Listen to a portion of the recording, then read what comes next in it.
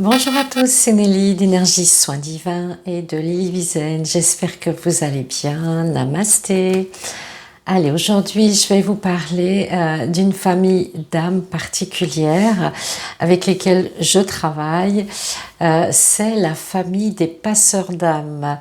Voilà, donc si vous connaissez un petit peu les familles d'âmes, il y a un groupe qui nous touche particulièrement, c'est la famille des guérisseurs.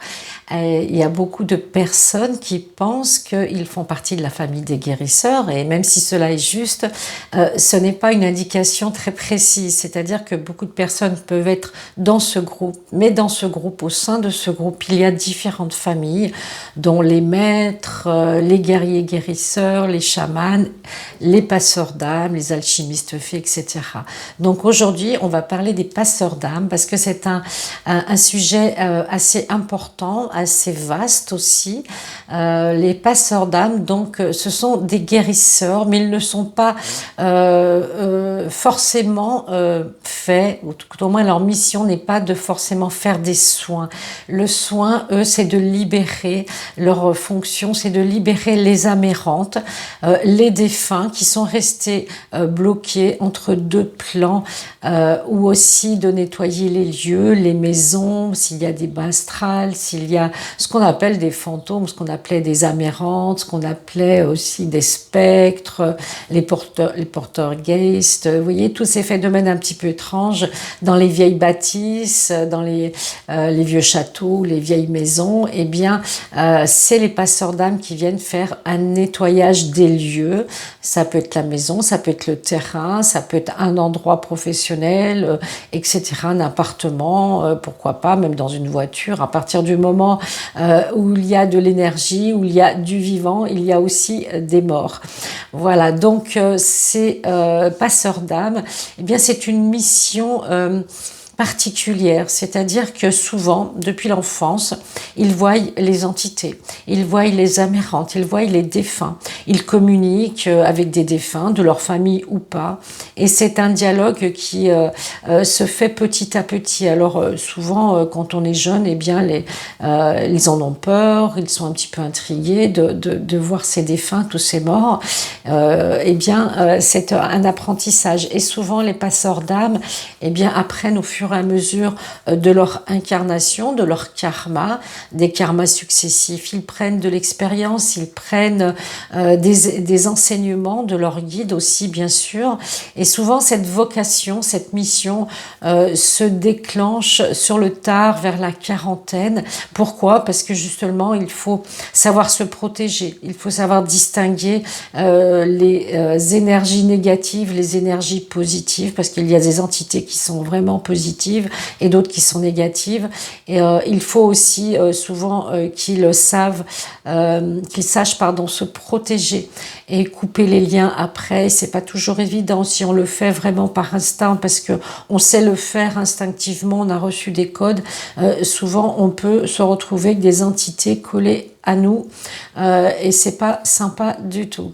Voilà, moi je ne suis pas une Pour moi, je ne suis pas une passeuse d'âme, je suis de la famille des guerriers guérisseurs, mais pour moi, tous les guérisseurs ont cette fonction. Elle s'est déclarée sur le tard aussi pour moi, cette fonction de passer les âmes justement vers la lumière, et je ne le fais qu'au cours de mes soins. Donc ne me demandez pas de faire du passage d'âme, c'est pas ma mission principale. Je travaille en collaboration avec des passeurs d'âme, j'en ai 3 avec qui je travaille régulièrement. Ils ont chacun leur spécificité, leur domaine, et d'ailleurs je les en remercie parce que c'est un travail très important. Et souvent, avant de faire un soin, eh bien, il est bon d'aller se faire nettoyer par un passeur d'âme. Il suffit que vous ayez des entités accrochées dans votre corps éthérique sur vous, que vous ayez des larves du bas astral, que vous ayez des énergies stagnantes. Il vaut mieux les faire nettoyer par un passeur d'âme, et ensuite on peut faire un soin énergétique ou karmique. Voilà, donc leur qualité première, pour moi, c'est mon ressenti, hein, c'est le clair ressenti justement.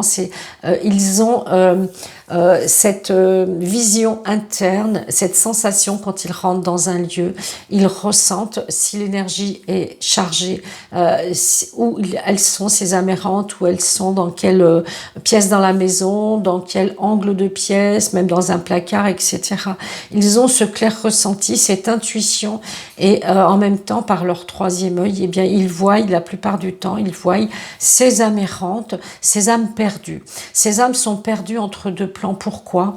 Mais il y a plusieurs raisons à ça. Il y a des défunts qui ne veulent pas partir de leur lieu d'habitation parce qu'ils sont chez eux, parce qu'ils n'ont pas fini pour eux leur vie terrestre, et des fois ils n'ont même pas conscience qu'ils sont décédés. Ils vivent dans leur maison comme si de rien n'était, et à partir du moment où quelqu'un vient dans la maison, l'habite, si il ne l'accepte pas, eh bien il se manifeste par des meubles qui vont se déplacer, par peut-être des bruits. Vous voyez, ils vont toujours essayer de déranger les habitants pour justement qu'ils puissent partir et eux rester dans leur maison. Voilà. Donc ces entités peuvent être aussi des morts violentes. Ils n'ont pas, ils sont dans un sentiment d'inachevé, d'incomplétude, et justement là le travail du passeur est salutaire parce qu'il va les aider justement à retrouver la lumière, à pouvoir remonter dans les plans de lumière, les plans de conscience. Ils restent entre deux plans, et pour pouvoir fonctionner, qu'est-ce qu'il leur faut? De l'énergie, et ils s'accrochent à un vivant, à un lieu, et ils choisissent un vivant. Ça peut être un descendant, comme ça peut être quelqu'un d'inconnu, et ils vont pomper l'énergie pour pouvoir subsister, car ils n'ont pas d'aura. Ils sont simplement des âmes perdues, des âmes coincées des fois entre deux stades vibratoires. Donc le passeur d'âme, eh bien, il va mettre en place un tube de lumière, un protocole, des protections, afin de les accompagner, justement de les faire remonter. Et pour ce faire, eh bien, vous avez plusieurs guides qui peuvent travailler pour les passages d'âmes errantes. Zadkiel, avec le rayon violet, Azraël aussi. Vous avez aussi Jophiel aussi qui peut aider, Michael. Et en déité, vous avez Anubis. Anubis aide aussi à le travail des passages d'âme vers les plans de lumière. Donc il faut travailler toujours avec la même équipe, demander la protection pour vous, pour aussi les gens qui sont dans la maison, parce qu'elle peut partir et se recoller sur une autre personne. Donc c'est là qu'il faut vraiment bien sentir le travail, être sûr que l'âme est bien remontée vers les plans de lumière.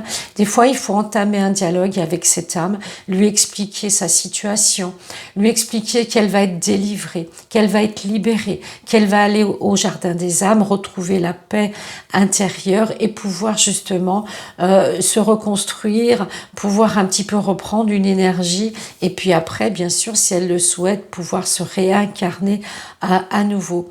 Vous savez, quand il y a aussi par exemple un accident, une catastrophe, eh bien il y a beaucoup de décès, eh bien toutes ces âmes sont un petit peu perdues, elles sont choquées, et elles vont chercher quoi? Elles vont chercher de la lumière, et elles vont chercher une énergie lumière, une énergie amie, et c'est là qu'elles vont aller directement vers les passeurs d'âme. Alors ça peut être la nuit comme le jour, donc c'est à vous aussi de vous protéger si vous êtes passeur d'âme ou que vous désirez faire cette mission, de leur demander de venir telle heure, tel jour, mais pas la nuit, de laisser votre chambre dans un havre de paix, de respecter votre intimité, parce qu'autrement ce sera jour et nuit sans arrêt, puisqu'elles ne connaissent pas la limite de temps ni de distance. Elles peuvent très bien demander à quelqu'un qui habite à l'autre bout du pays ou du monde de les aider à passer vers les plans de lumière. Quand elles sont demandeuses, c'est qu'elles ont envie de passer, donc ça c'est plus facile à faire. Celles qui ne veulent pas rester, eh bien vous ne pouvez pas les forcer. Voilà, c'est comme ça, elles ont un temps d'arrêt dans leur cheminement, et elles ne veulent pas remonter, elles ne souhaitent pas partir du plan terrestre. Voilà, donc elle reste dans des maisons, elle a hanté des maisons, a hanté des lieux, le temps qu'elle soit décidée, qu'elle soit prête à remonter. Et là, les guides, bien sûr, les aideront, ou les passeurs d'âme, parce que c'est important d'entamer un dialogue avec eux, pour déjà leur faire comprendre qu'elles n'ont rien à faire dans les plans humains, que c'est fini pour elles, et que leur parcours karmique de cette vie, en tout cas, est définitivement terminé, et que si elles n'ont pas terminé quelque chose, eh bien elles pourront le continuer dans une prochaine mission terrestre. Et vous savez, il y a des hauts lieux vibratoires, et justement les amérantes aiment bien aussi ces hauts lieux vibratoires, parce que justement elles vont aller pomper de l'énergie pour pouvoir fonctionner, et elles vont voilà, subsister un certain temps jusqu'à un moment où elles décideront de partir. Donc les personnes qui sont des passeurs d'âme, hommes ou femmes, il n'y a aucune importance, eh bien elles ont été préparées depuis les plans célestes. Elles sont préparées dans leur famille d'âme, justement, à pouvoir comprendre, aider, accompagner ces amérantes à partir dans les plans de lumière.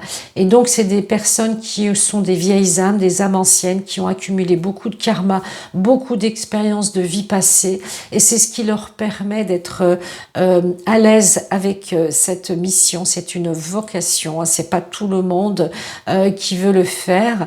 Moi je l'ai refusé longtemps, et puis maintenant je le fais que dans le cadre de mes soins, ou quand on me demande quelque chose, mais en général je délègue à mes passeurs d'âme, parce que je trouve que c'est pour moi quelque chose qui est d'abord fatigant, ça prend beaucoup d'énergie souvent, ça peut être très long aussi, et puis en même temps, moi je suis plus dans les annales akashiques, dans les soins angéliques, donc je préfère déléguer. Mais avant, il faut toujours demander l'autorisation au guide si vous avez la capacité, l'autorisation de faire passer ces amérantes vers la lumière.